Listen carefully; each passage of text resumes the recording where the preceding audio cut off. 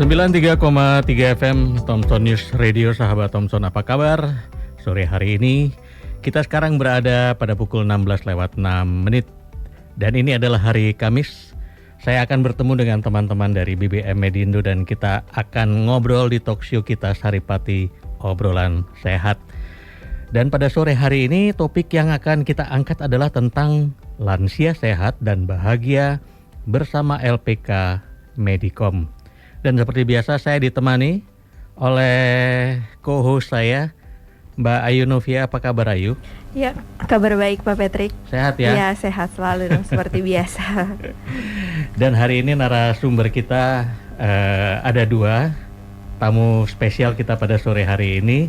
Yang pertama adalah Bu Nima Dedia, nurse, magister keperawatan ya? Keperawatan, iya, betul. Kemudian spesialis KMB. Iya. Dan saya juga ditemani oleh Bapak Igede Yudiana Putra yang juga nurse, kemudian juga sarjana keperawatan dan magister kesehatan nih. Betul. Oke, ya. Selamat sore. Selamat sore. Ya, gitu. Menarik tuh, hari ini kita akan membicarakan tentang lansia sehat dan bahagia ya, gitu. Jadi yang pertama langsung kita bahas nih, apa yang akan mau kita obrolkan sebenarnya tentang lansia sehat dan bahagia itu apa tuh? Silahkan, siapa nih yang mau jawab? Oke, selamat sore Pak Patrick, ya Mbak Ayu, selamat sore juga buat sahabat Thompson ya. Yang ada di mana nih? Di seluruh Bali ya, seluruh Indonesia malah jangkauannya.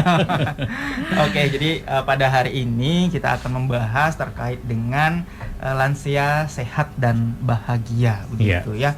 Mungkin sudah tidak asing lagi apa itu lansia. Kita hampir semua mengenal lansia itu adalah seorang yang memasuki usia lanjut, begitu. Jadi bertambahnya usia manusia itu merupakan hal yang wajar dan alamiah gitu ya, karena menjadi tua adalah suatu hal yang pasti dan tidak dapat dihindari.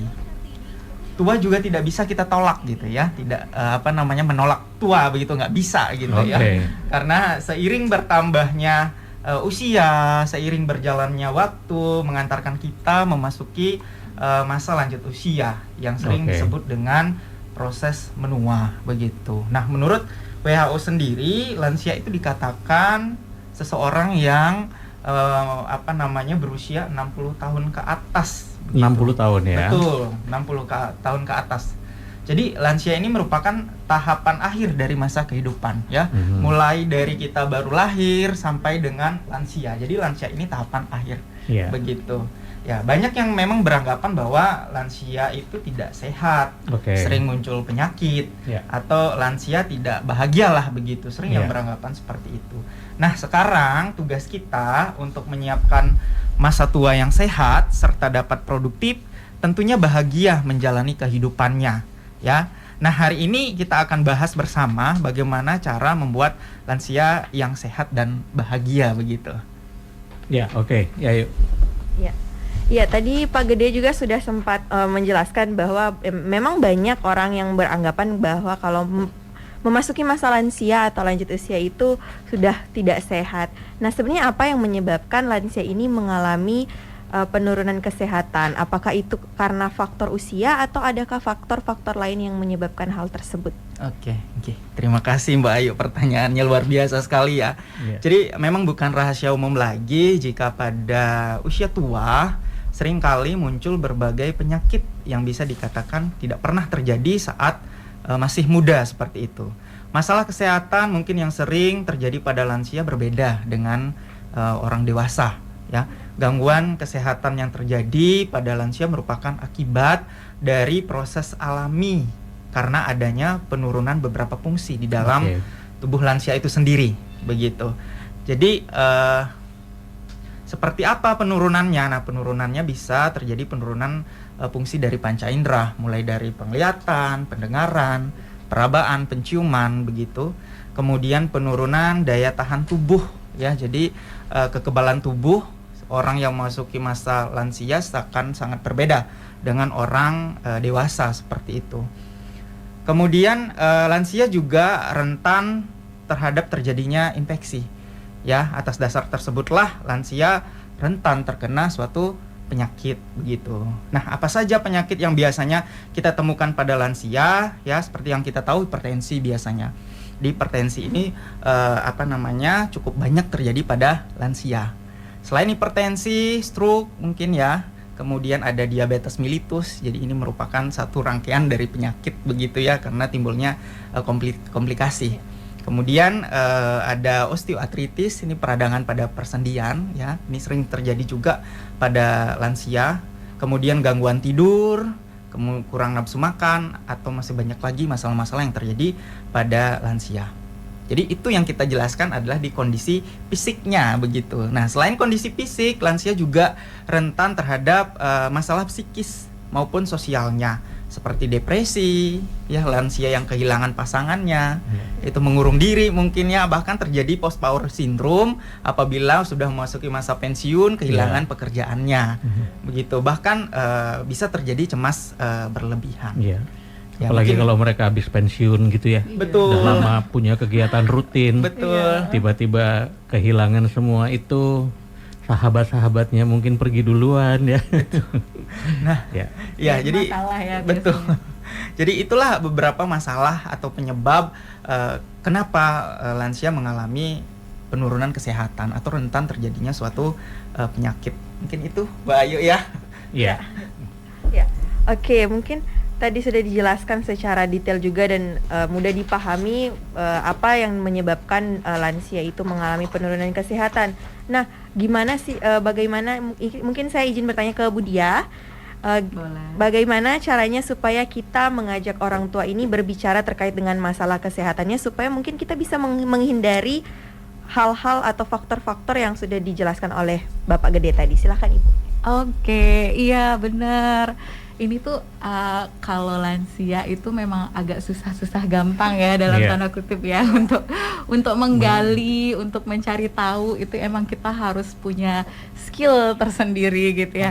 Yang paling pertama ini kita harus tunjukkan fakta terkait kondisi kesehatannya. Jadi lansia itu kadang-kadang suka tidak sadar kalau mereka sudah senior, mereka sudah tidak semampu dulu gitu ya. Jadi kita benar-benar harus menunjukkan bahwa ini loh faktanya bahwa ada masalah di sini gitu.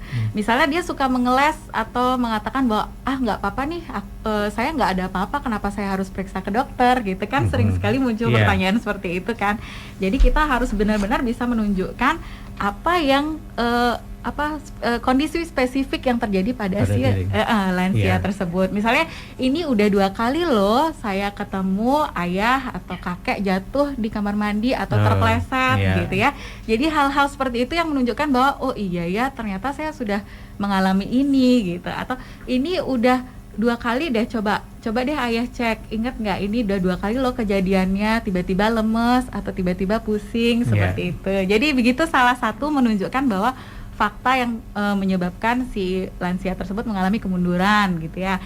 Kemudian yang kedua, kita boleh mengajukan pertanyaan tentang kenapa sih mereka tidak mau dilakukan pemeriksaan atau pergi ke dokter gitu. Mungkin boleh kita tanya kenapa tidak mau ke dokter, mungkin gitu ya, alasannya apa. Jadi kita bisa tahu penyebabnya kenapa, apakah karena takut dengan situasinya atau baru masuk aja sepertinya kayaknya udah trauma gitu ya, atau punya memori zaman dulu yang mungkin kurang menyenangkan gitu ya, atau ada rasa kehilangan. Nah, kita perlu menggali itu sehingga nanti kita bisa tahu penyebabnya apa sehingga si lansia tersebut tidak mau. Kemudian bisa kita lakukan phone a friend, minta bantuan. Minta bantuan. Biasanya senior ini punya hal-hal yang membuat mereka oh yaudah saya mengikuti gitu. Jadi misalnya minta bantuan siapa pasangannya kah kalau misalnya masih ada, atau anak kesayangan, bahkan cucu kesayangan itu paling sering ya. Jadi itu bisa kita mintai bantuan apabila sudah dalam tanda kutip susah sekali diajak atau butuh waktu untuk membangun kepercayaan, keterdekatan ya. Jadi itu salah satu tipsnya gitu. Dan yang terakhir mungkin kita bisa bersikap bijaksana ya. Jadi mungkin kalau misalnya kita sudah tahu bahwa si lansia ini memang bermasalah sekali atau beresiko terjadi sesuatu yang buruk, jadi sebaiknya memang mau tidak mau ya kita lakukan pemeriksaan gitu. Jadi Ya mau tidak mau seperti itu ya. Kalau cara-cara tadi sudah tidak mempan gitu. Mungkin gitu ya. Ya, oke. Bu Diah, kita tahu bahwa usia lanjut itu memiliki spesifikasi tersendiri terhadap kondisi kesehatannya. Betul. Ya kan gitu, karena mereka juga pasti mengalami penurunan gitu kan gitu. Jadi apa aja sebenarnya penyakit-penyakit yang mesti disadari terhadap proses yang dialami oleh para lansia ini? Iya. Iya, makasih Pak Patrick. Tadi udah sempat disampaikan juga sama Pak Gede ya, bahwa kalau untuk penurunan fungsi tubuh itu pasti mengalami masalah gitu ya. Jadi yang paling krusial yang perlu kita artinya perlu kita kaji atau kita aware atau kita atasi adalah masalah demensianya. Jadi itu kita cegah itu. Betul, kita cegah. Jadi itu yang paling sering terjadi atau awitannya paling sering muncul pada lansia begitu. Jadi bagaimana sih caranya kita bisa mengetahui bahwa ini tanda-tanda si lansia tersebut mengalami masalah pada demensia atau gangguan ingatan ya, jangka pendek dan jangka panjang sudah bisa terjadi. Itu salah satu yang paling sering. Selain tadi masalah-masalah kondisi fisik yang sudah disebutkan sama Pak Gede tadi. Iya. Oke. Kenapa banyak orang yang sering berkata bahwa lansia itu kadang-kadang kalau kita lihat dari aspek perilakunya gitu kan gitu, selalu memang kita sudah rahasia umum kalau kita ngomong kalau menjadi orang tua tuh seperti kembali menjadi anak kecil gitu kan gitu. Mungkin Pak Gede bisa jelasin ini ya. Oke. Baik, terima kasih Pak Patrick ya. Memang paradigma di masyarakat ya sering kita dengar bahwa pada lansia ini kembali ke fase anak-anak begitu ya. Memang ada beberapa kasus yang seperti itu gitu. Jadi lansia itu kok tingkahnya kayak anak-anak, manja, pengen diberikan kasih sayang lebih begitu dan lain sebagainya. Nah, ini iya betul membutuhkan perhatian gitu. Nah, mungkin dasarnya kenapa lansia seperti itu ya seperti tadi adalah lansia mungkin kurang perhatian dari keluarga. Nah, keluarga ini merupakan support system yang sangat penting bagi lansia itu sendiri ya, karena orang terdekat dari lansia itu adalah keluarga. Begitu. Jadi keluargalah yang harus memberikan support, memberikan dukungan ya, apapun itu bentuknya. Yang penting lansia itu merasa dia dihargai. Ya, merasa lansia itu ada, oh saya ada loh di sini gitu. Masih diperhatikan tetap, begitu. Saya masih hidup ya. Iya. Senioritasnya itu masih ada gitu. Betul. Jadi seolah-olah kalau udah ada lansia jangan dibiarkan begitu saja. Justru pada saat lansia sudah memasuki lanjut usia, mereka senang diajak berkomunikasi. Jadi ajaklah dia berkomunikasi atau ajaklah dia rekreasi begitu. Betul. Untuk menghilangkan penatnya, untuk menghilangkan kebosanannya, diam di rumah saja tanpa melakukan aktivitas. Jadi support system dari keluarga ini sangat penting terutama lansia-lansia yang memang kurang perhatian seperti itu. Iya. Dan ini memang perlu perhatian khusus ya bagi kita, terutama anak-anak yang masih punya orang tua dan orang tuanya sudah memasuki usia lanjut ya. Karena kesendiriannya mereka, kalau mereka di kamar terus, kalau mereka tidak ada aktivitas, karena mereka sudah kurang sekali sosialisasi, itu bahaya bagi potensi dia untuk menjadi demensianya kan gitu. Sehingga kita harus tetap menjaga bagaimana mereka tetap aktif, mereka tetap berasa untuk selalu tetap disayang oleh keluarga gitu. Kadang-kadang anak-anak sekarang nilainya beda sih ya gitu. Jadi aku lagi sibuk kemana-mana gitu, jadi agak lupa gitu bahwa orang tua kita juga butuh diajak ngobrol, butuh perhatian. Betul sekali. Oke, ayo. Iya. Oke. Nah, biasanya kalau kita untuk kalau berkomunikasi biasanya pasti ada saja ditemukan hambatan-hambatan dalam berkomunikasi, apalagi berkomunikasi dengan orang yang sudah lebih tua atau lebih sudah lanjut usia. Nah, apa saja sih sebenarnya hambatan-hambatan saat kita berkomunikasi dengan lansia? Iya. Iya, mungkin saya coba jawab ya Pak Gede ya. Jadi kalau misalnya pada lansia ini emang ada beberapa masalah dalam berkomunikasi ya. Yang pertama mungkin dia sudah mengalami penurunan pada proses pendengaran ya. Jadi mungkin kadang kita mau bicaraan nyampainya yang lain gitu ya karena sudah mengalami penurunan. Itu juga jadi satu masalah. Kemudian di sisi lain secara emosional juga lansia itu juga jadi lebih sensitif gitu. Mungkin karena tidak mampu mendengar dengan baik, kemudian ada masalah-masalah pada kognitif, menangkap dan sebagainya, jadi mudah tersinggung gitu ya, jadi susah, kadang-kadang sulit percaya gitu ya sama orang seperti itu. Nah itu merupakan hambatan-hambatan dalam berkomunikasi dengan lansia. Nah kemudian bagaimana sih cara mengatasi hambatan tersebut gitu ya. Nah ini ada beberapa cara sih yang bisa kita gunakan. Yang paling sering itu adalah hindari untuk memberi saran. Biasanya senior tuh paling tidak suka kalau misalnya kita digurui lagi ya, gitu ya. Saya udah lebih senior nih gitu ya. Jadi kalau misalnya kita tidak dimintai saran, sebaiknya sih kita tidak memberi saran terlebih dahulu. Jadi itu salah satu tips untuk mengatasi lansia. Jadi dengarkan saja ya. Jadi jangan menjadi pendengar yang baik. Betul. Kita balik lagi nih jadi pendengar yang baik gitu ya. Jadi pendengar yang baik. Kemudian kadang mereka hanya butuh didengarkan saja. Jadi diberikan waktu untuk menyampaikan apa isi hati atau unek-uneknya gitu. Kemudian terimalah perbedaan opini. Ya, kadang misalnya kita generasi apa sih sekarang, generasi apa sih? Generasi Z ya. X, Y, Z gitu. Saya Z sih. Ya. Oke, gitu agak berbeda ya. Jadi mungkin kita bisa menerima perbedaan itu. Nggak apa-apa, terima saja terlebih dahulu sambil kita pelan-pelan nanti memperbaiki atau mengatasi masalah yang terjadi pada lansia. Kemudian berbicara dengan suara yang lebih nyaring. Jadi jangan teriak atau jangan emosi seperti itu ya. Jadi lebih baik kita berbicara dengan nada yang ringan, riang gitu, happy, santai gitu ya. Jadi lebih lansia juga jadinya lebih baru dengar udah seneng gitu dengerin kita happy daripada kita langsung serius gitu ya bawaannya. Ya, kemudian yang berikutnya lagi, hindari untuk merendahkan si lansia tersebut ya. Walaupun misalnya ternyata ada keterbatasan, tapi jangan sampai mereka merasa tidak dihargai atau tidak berguna lagi begitu ya.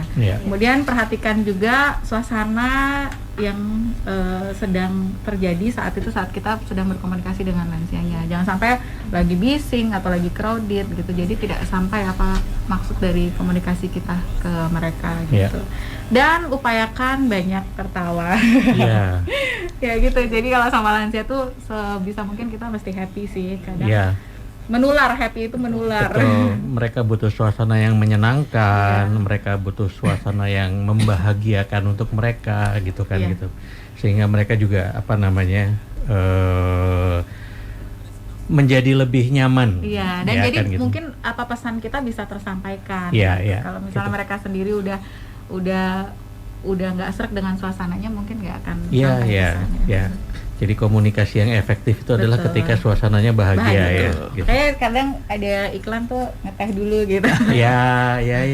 Cairkan suasana dulu ya. Nah, itu benar. Kalau sama lansia begitu. Jadi benar-benar dicairin dulu. Kadang-kadang suka gali sesuatu yang buat dia happy. Mungkin kita udah kaji sama orang terdekatnya terlebih dahulu. Apa sih yang bisa bikin si bapak atau ibu ini happy gitu. Nah, itu kita bisa mulai dari sana. Padahal misalnya kadang kita nggak suka dengan itu, tapi kita pura-pura aja lah gitu, berusaha untuk suka begitu ya. Betul. Dan beberapa di antara mereka kadang-kadang juga agak sedikit tertutup ya. Kadang-kadang mereka sebenarnya merasakan sesuatu yang nggak nyaman, sakit, tapi mereka malas ngomongnya. Betul. Karena mereka takut responnya juga mungkin tidak sesuai dengan harapan kalian. Atau mungkin ada trauma yang mereka tidak ingin mengulang kembali begitu. Jadi apa yang harus dipersiapkan nih untuk menjadi sehat dan produktif di masa lanjut usia? Nah, mungkin Pak Gede bisa jawab ini. Baik, terima kasih Pak Patrick. Jadi kalau sudah masuk lanjut usia, kita ubah sekarang paradigmanya ya. Lansia itu tidak cenderung selalu mengarah ke masalah fisik atau penyakit saja. Justru pada masa lansia itu kita harus tetap produktif. ya, harus tetap produktif, harus happy seperti Bu Diah tadi sampaikan ya. Jadi ada beberapa yang bisa dilakukan untuk bisa menjadi lansia yang produktif, sehat maupun bahagia. Itu yang pertama itu bisa dipilih adalah melakukan olahraga secara rutin. Nah, tentu kalau lansia kan tadi sudah mengalami penurunan fungsi ya. Dalam memilih kegiatan atau memilih olahraga ini kita harus pilih secara selektif sesuai dengan kemampuan dari lansia itu sendiri begitu. Jangan sampai memberikan olahraga yang sifatnya berat begitu, yang tidak bisa diikuti oleh lansia itu sendiri. Apa saja olahraga yang bisa diberikan kepada lansia? Nah, biasanya berjalan begitu ya, naik turun tangga kalau masih mampu lansianya, kemudian bisa bersepeda gitu, jalan santai di taman pagi hari sambil menghirup udara segar ya, itu membuat tubuh akan jauh menjadi lebih rileks begitu. Kemudian bisa latihan keseimbangan, kemudian bisa melakukan yoga. Nah ini ya, yoga pun mungkin gerakannya yang ringan begitu ya, yang mudah diikuti oleh lansia itu sendiri. Kemudian bisa juga kita tetap bergerak aktif ya dengan melakukan kegiatan atau sering disebut dengan terapi modalitas. Ya, jadi terapi modalitas ini terapi yang memberikan respon kebahagiaan pada lansia itu sendiri. Terapi modalitas itu banyak macamnya ya, banyak jenisnya yang bisa kita berikan. Misalnya apa? Misalnya terapi musik begitu ya. Iya, terapi musik yang memberikan lagu-lagu yang memang disukai oleh lansia itu sendiri. Ataupun kita mengajarkan lansia itu bermain musik. Kira-kira musik apa yang disukai gitu ya, yang sederhana lah, misalnya main piano begitu. Itu bisa kita berikan kepada lansia. Selain itu berkebun juga, misalnya bercocok tanam gitu ya. Selain untuk mengisi waktu luang lansia juga memberikan efek positif ya, memberikan kebahagiaan itu tadi ya, atau membuat kerajinan tangan. Nah, ini juga sangat penting ya. Selain menjadi kreativitas, ini juga bisa mendatangkan income bagi lansia itu sendiri. Kan? Nah, kemudian hal yang bisa kita lakukan adalah menjaga berat badan agar tetap ideal. Ya, berat badan yang berlebih atau obesitas, berat badan yang kurang ya, yang kurang begitu, yang tidak ideal, itu juga tidak baik bagi lansia itu sendiri. Makanya lansia itu mempunyai berat badan yang ideal ya, yang harus dijaga. Betul, yang harus dijaga. Nah, yang ideal itu seperti apa? Nah, kita harus melakukan yang namanya pengukuran antropometri. Kita harus tahu dulu berat badannya, kita harus tahu tinggi badannya dulu, kemudian kita bisa hitung indeks massa tubuh dari lansia, sehingga bisa kita kategorikan nih, apakah kategorinya obesitas, berat badan berlebih, sudah ideal, atau kurang gizi seperti itu. Kemudian tentunya kita harus mengonsumsi makanan-makanan yang sehat. Nah, lansia harus selektif dalam mengonsumsi makanan. Betul ya, harus selektif. Jangan sampai lansia itu mengonsumsi makanan yang terlalu manis atau terlalu asin begitu ya, sesuai dengan tadi bahwa penyakit lansia salah satunya adalah diabetes mellitus, hipertensi. Nah, salah satu penyebabnya adalah sering mengonsumsi makanan manis. Jadi harus kita istilahnya kurangi makanan-makanan yang seperti itu. Nah, selain mengurangi makanan manis, pada lansia juga istilahnya harus mengonsumsi asupan lemak jenuh, misalnya tinggi asupan buah, sayuran, ikan yang kaya akan asam lemak omega 3 begitu ya. Gandum atau susu ya yang rendah lemak, dan tentunya wajib mengonsumsi atau meminum air putih. Begitu, itu yang paling penting ya. Itu yang paling penting ya. Misalnya kurang suka air putih, bolehlah jus buah ya, tanpa diberikan pemanis lagi karena kita sudah dapat manisnya dari buah itu sendiri. Nah, kemudian kita juga bisa memberikan waktu yang cukup kepada lansia, waktu istirahat ya maksudnya ya. Jadi pada lansia ini tidak boleh istilahnya terlalu banyak aktivitas. Ya, kita batasi aktivitasnya supaya lansia itu dapat memperoleh waktu istirahat yang cukup begitu ya. Tapi terkadang juga banyak lansia yang susah tidur begitu ya. Kadang terbangun. Itu salah satu jenis masalah yang mereka sering hadapi ya. Iya, gangguan pola tidurnya. Iya, gangguan Kadang pola tidur. terbangun di malam hari, tengah malam gitu terbangun, habis itu nggak bisa tidur Kesulitan lagi. tidur. Nah, itu bisa juga istilahnya kita tanggulangi dengan memutarkan musik seperti tadi sebelum tidur, buat tubuh menjadi rileks begitu ya. Iya. Kemudian paling tidak kalau sudah mau tidur, cahaya lampu itu bisa kita Redupkan, ya karena cahaya lampu yang terang juga dapat mengganggu kita istirahat seperti itu. Kemudian matikan televisi atau hentikan main gadget, sudah kita fokus untuk istirahat. Tidur ya. Iya, betul. Nah, kemudian kita harus juga menjaga hubungan baik dengan orang lain. Ini sosialisasi. Tadi sudah sempat dibahas juga oleh Bu Diah bahwa bersosialisasi itu pada lansia sangat penting. Banyak hal yang kita bisa lakukan terkait dengan sosialisasi. Misalnya lansia bisa ikut komunitas ya, misalnya Posyandu Lansia. Sekarang kan di Bali nih, di Banjar-Banjar gitu, ada yang namanya Posyandu Lansia. Nah, di Posyandu Lansia ini juga banyak kegiatan yang dilakukan, misalnya pemeriksaan kesehatan, begitu. Ya, screening penyakit misalnya di situ. Kontrol rutin ya. Betul. Jadi diberikan vitamin, begitu juga bisa dilakukan di Posyandu. Dan tentunya ada yang namanya senam lansia. Nah, ini biasanya yang sangat digemari sama lansia karena bugar kan kita senam. Jadi setiap Posyandu itu pasti kegiatannya sangat bermanfaat untuk lansia itu sendiri. Nah, kemudian bisa juga ikut komunitas dalam keluarga ya, supaya tidak anak muda atau ibu-ibu sosialitas saja yang arisan gitu ya. Ini kita lansia coba sosialita. lansia sosialita ya, buat sebuah kegiatan dengan sesama lansia begitu. Nah, itu juga salah satu membuat lansia menjadi bahagia ya. Nah, kemudian kita juga harus melakukan pemeriksaan kesehatan secara rutin. Ya, apalagi lansia-lansia yang sudah ada penyakit sebelumnya. Ini kita harus rutin melakukan kontrol, melakukan check up ya, supaya supaya lansia itu selalu sehat, tidak putus obat dan lain sebagainya. Begitu, terutama pasien-pasien lansia dengan penyakit degeneratif ya, bisa diabetes mellitus maupun hipertensi.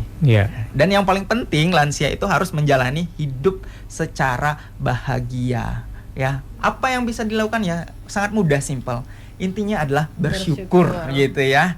Jadi bersyukur apapun yang kita dapatkan ya, orang-orang yang ada di sekitar kita yang menyayangi kita, itu adalah rasa syukur kita. Kalau kita sudah bersyukur, berarti hidup kita akan jauh lebih bahagia begitu.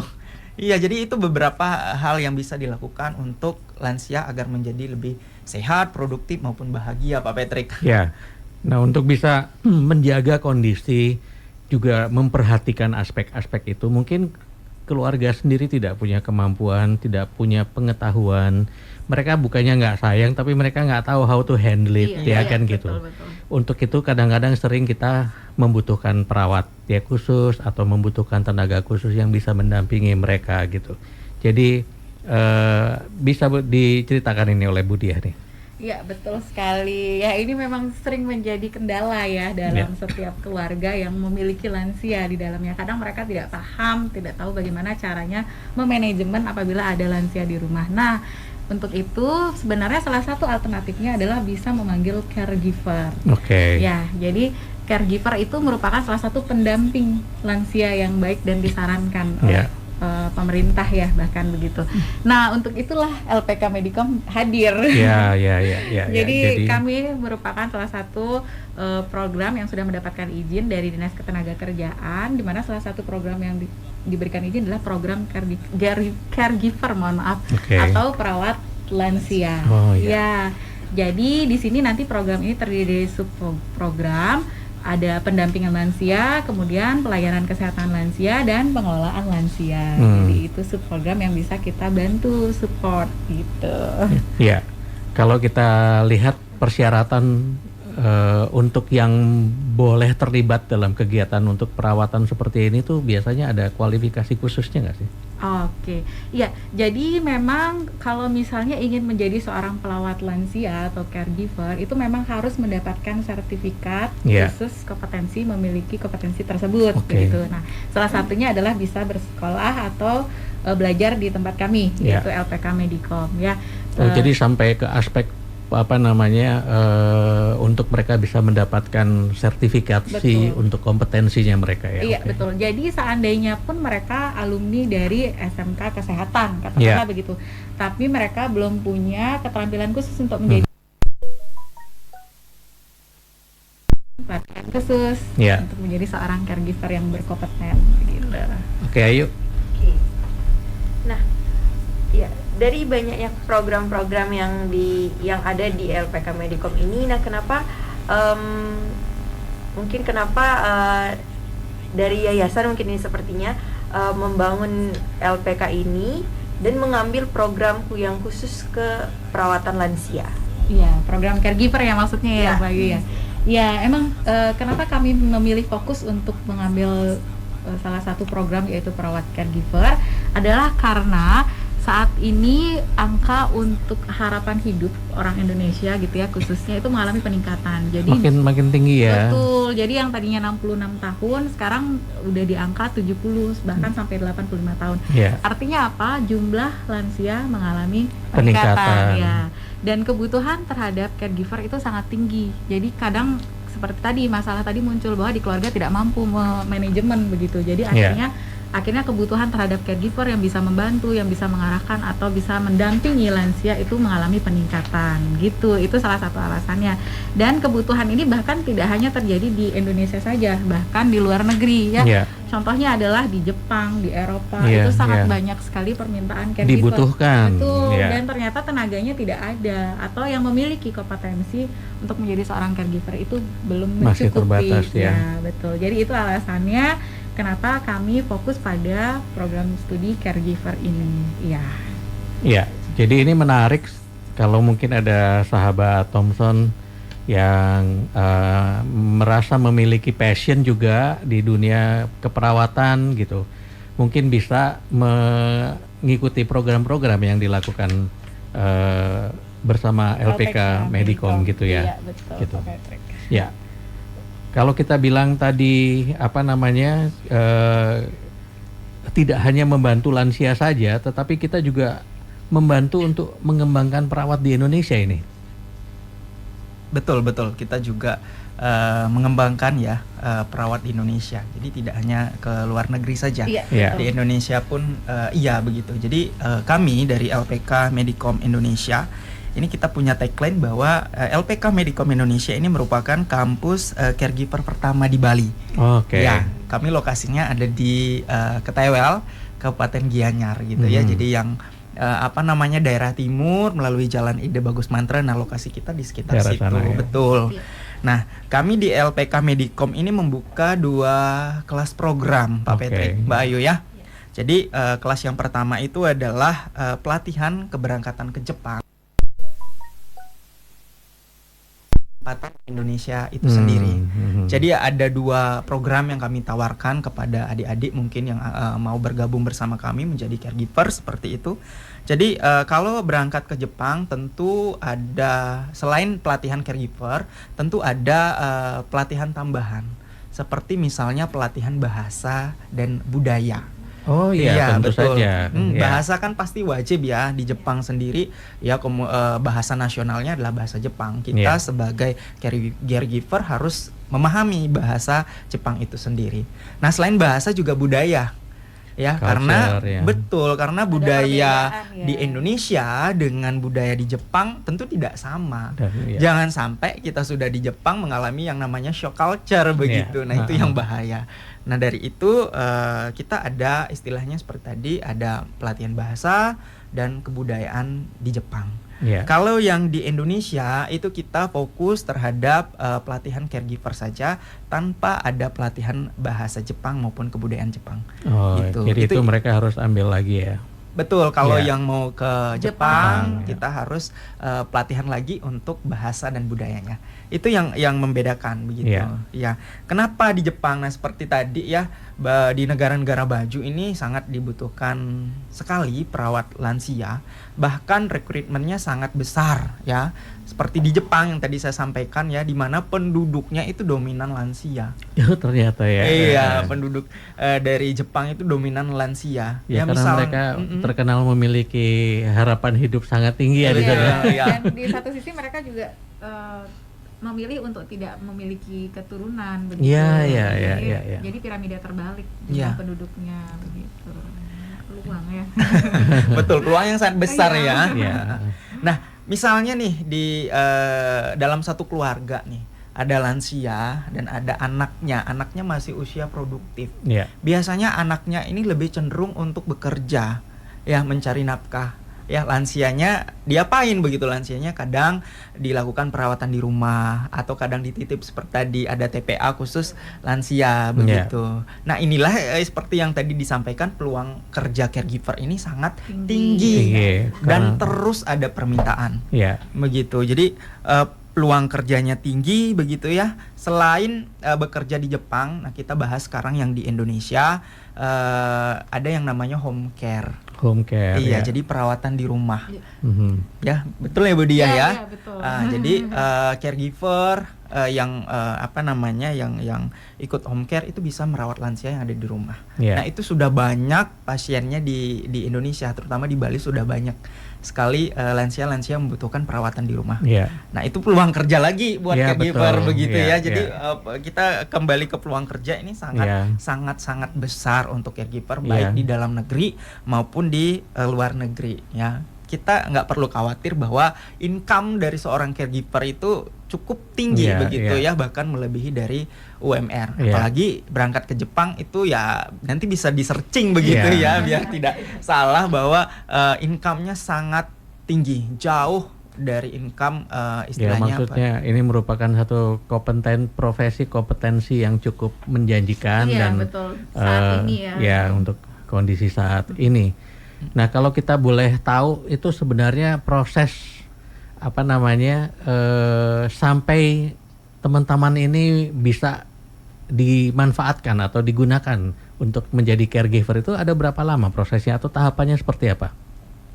Kalau untuk menjadi seorang caregiver itu tahapan yang perlu dilakukan atau masa sekolah yang perlu dilakukan hanya 1 tahun saja. Hanya 1 tahun. Jadi nanti akan ada kuliah atau belajar secara akademik selama 6 bulan, kemudian nanti akan ada praktek selama 6 bulan. Jadi cukup singkat untuk mendapatkan pekerjaan ya. Jadi salah satu alternatif jika ingin setelah tamat langsung bekerja begitu.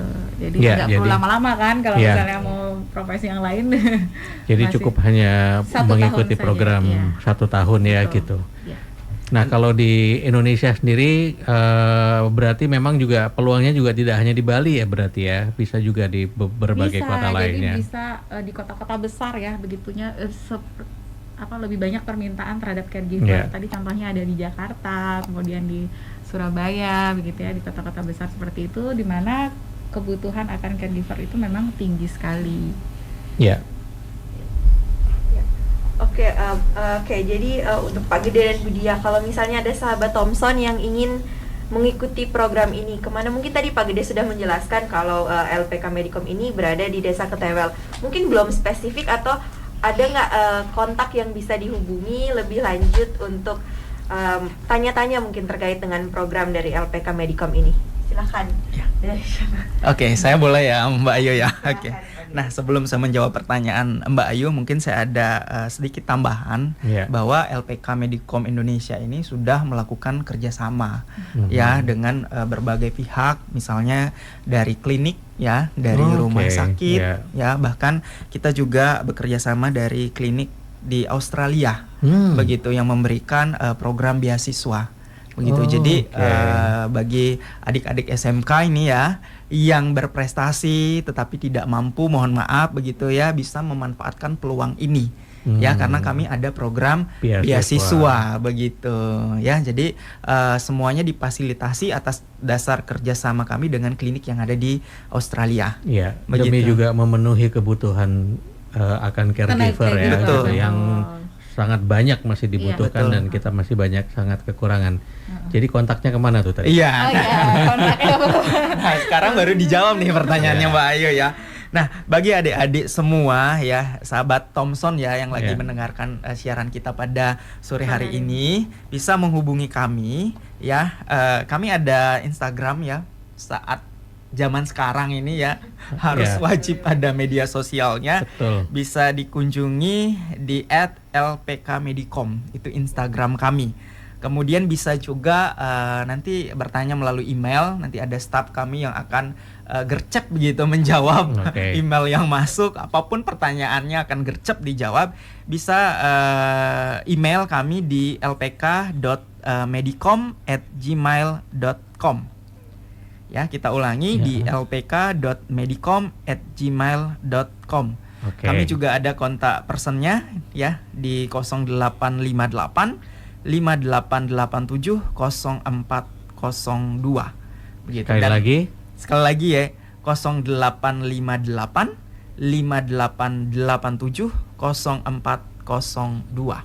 Oke. Ya, alamat detail kami ada di Jalan Tunjung Tutur Ketewel, Sukawati, Gianyar, Bali. Jadi nanti bagi adik-adik semua yang mungkin mampir atau lewat di sekitar Ketewel bisa hubungi kami, bisa main ke tempat pelatihan kami begitu. Oke. Oke. Oke Budi ya, dan Pak Gede, ini menarik sekali ya perbincangan kita tentang lansia. Sebelum kita mengakhiri ngobrol-ngobrol kita, closing statement nih gitu, yang mungkin mau disampaikan, siapa yang mau mewakili nih? Oke, boleh. Boleh Pak Silakan. Patrick ya.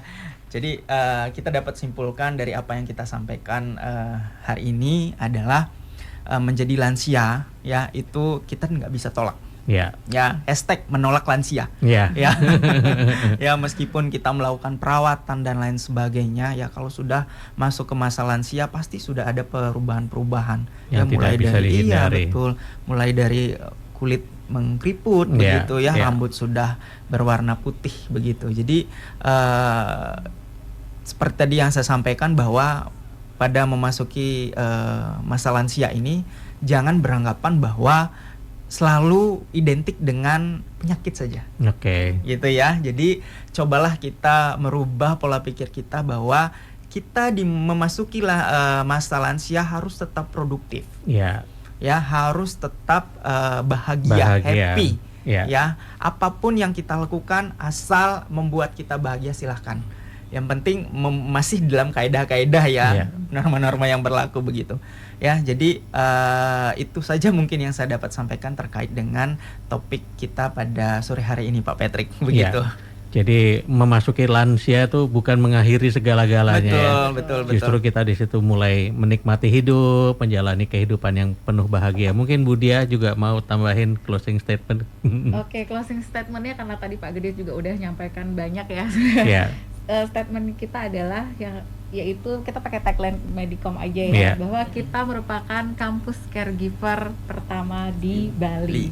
kampus caregiver pertama Pertama di Bali, betul. Ya, Jadi buat adik-adik atau anak-anak atau SMA, SMK yang ingin sekali menjadi seorang perawat atau caregiver ya, perawat lansia, ya. itu bisa banget mendaftar di tempat kita untuk belajar hanya cukup 1 tahun saja dan mendapatkan kompetensi sebagai caregiver. Caregiver. Iya, itu Dan aja. setiap sertifikasi itu standarnya pasti internasional ya. Bisa digunakan maksudnya di negara-negara bisa sampai lain. ke luar negeri Iya, juga, gitu. karena sertifikasi beda dengan ijazah. Iya, gitu. betul. Iya. Kalau sertifikasi ini kompetensi yang Kompetensi, ya. betul. Karena Indonesia sendiri sekarang kan sudah terlibat dalam masyarakat ekonomi ASEAN juga iya, kan betul. gitu. Jadi bisa dipakai di mana-mana. Iya. Baik, kalau begitu Mbak Ayu, kita kelihatannya mesti mengakhiri Ya, siap Pak Patrick. perbincangan Iya. kita pada sore hari ini. Terima kasih sekali lagi untuk Budia dan Pak Iya, Gede Sama-sama yang Pak sudah Patrick, menjelaskan. Mbak Ayu. Iya.